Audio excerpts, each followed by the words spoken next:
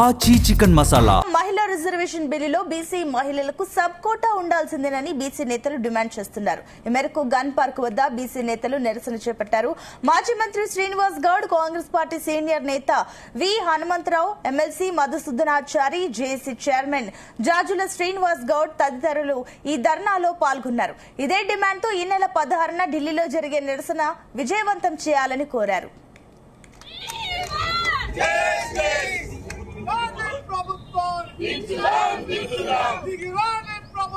ఎమర్జెన్సీలో పౌర హక్కులు ఏ రకంగా రద్దు చేయబడ్డాయో, వాటి మీద ఎటువంటి దాడి జరిగిందో అటువంటి పరిస్థితే ఈరోజు పునరావృతమవుతా ఉన్నది. ఒక ఆటవిక రాజ్యం, ఒక ఆటవిక విధానపరమైనటువంటి నిర్ణయాలతో భారతదేశంలో ఉన్నటువంటి బీసీ మహిళల నోరు నొక్కేటువంటి ప్రయత్నం జరుగుతా ఉన్నది.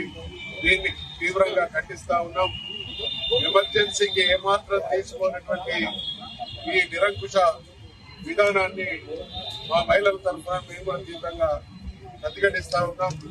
16వ తారీఖు నాడు నరేంద్ర మోదీ గౌరవ ప్రధానమంత్రి ఈ రోజు అందరికీ లేఖలు రాశాడు. 16వ తారీఖు నాడు నారీ వందన్ ఇలా ఒక దేశవ్యాప్తంగా ఒక చారిత్రాత్మకమైనటువంటి ఘట్టం జరగబోతుంది. ఆ ఘట్టంలో మీరందరూ భాగస్వాములు కావాలి. మనం అందరం అదృష్టవంతులం. ఇవాళ మేము అంటున్నాం, నారీ వందన్ అనే కార్యక్రమం పేరుతోటి మహిళా బిల్లు తీసుకొస్తుంది. ఎవరి కోసం ఆ మహిళా బిల్లు? ఆ మహిళా బిల్లు దీనికోసం మాకు, మా మహిళలకు, మా ఉత్పత్తి చేసేటువంటి మహిళలకు, మా శ్రామిక మహిళలకు అత్యాచారాలకు, అవమానాలకు, కులవక్షతకు, సాంఘిక సామాజిక దోపిడికి గురైతున్నటువంటి మా మహిళలకు ప్రాతినిధ్యం లేనటువంటి మహిళా బిల్లు మాకే.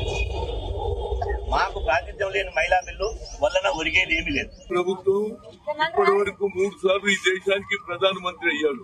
కానీ ఆయన 3 సార్లు కలిసా అయితే ఓబీసీ ప్రధానమంత్రి అయినని మేము చాలా సంతోషపడ్డాం.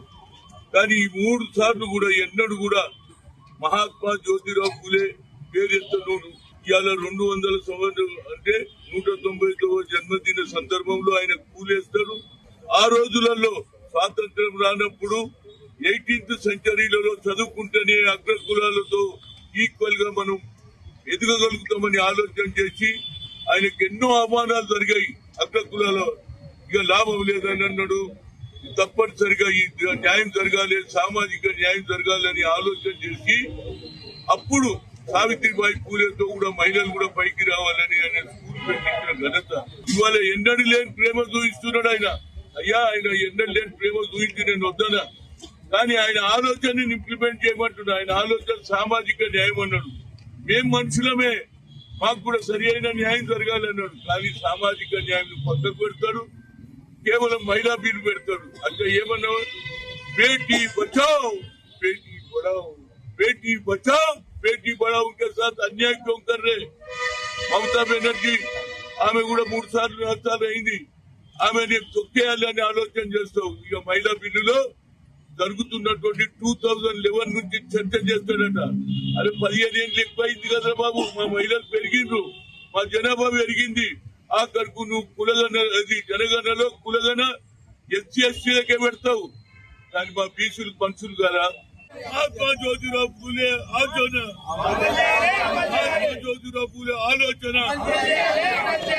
మహాత్మా